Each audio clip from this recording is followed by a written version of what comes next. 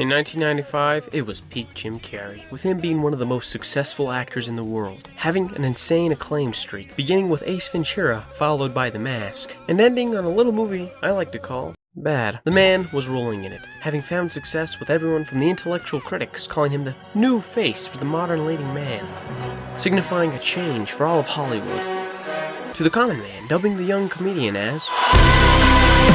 Carrey had it all, but soon he realized he was tired.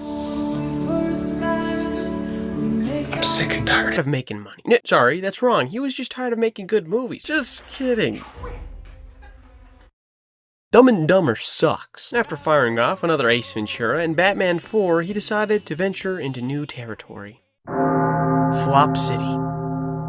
A place that only pays a meager paycheck of $20 million. Alright, that's pretty good, but soon it became the biggest mistake of his entire career. The Cable Guy. The misunderstood technical flop. But why did audiences and critics alike not like this movie? Well, I'm glad I asked, because that's what I'll be checking out in today's episode of The Tuna Can. No, don't patronize me. I don't need that.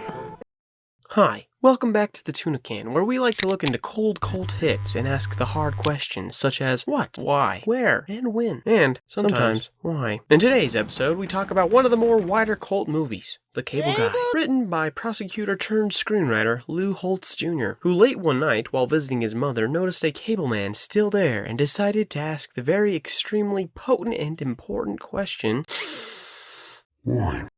Sparking an idea in his small, feeble brain, he then wrote the script, Cable. After future cut, I don't mind when it's friends. Judd Apatow reworked the story, Ben Stiller was hired on as director, and Jim Carrey was cast in the lead role for $20 million, setting a Hollywood landmark, but with it brought an unwanted amount of scrutiny. Finally, the film came to fruition in 1996, releasing under the name The Cable Guy.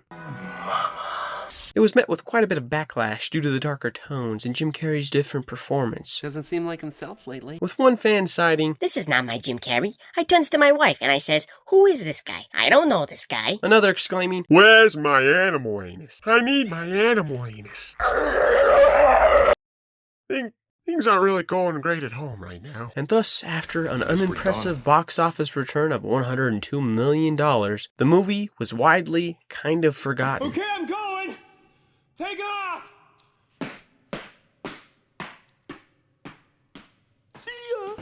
But The Cable Guy isn't just your run-of-the-mill Carrey flick. Sure, there are the classic Carreyisms, i.e. funny faces, hilarious line readings, and being horny. But in this film, they're just surface level. The Cable Guy is one of his more complex characters that he'd done back then and since. And sadly, as we all know, film critics are very dumb and stupid and retarded. But luckily, as a film enjoyer, I can recognize what the critics and audiences alike missed, as The Cable Guy is actually a brilliant study on the dichotomy between reality and television.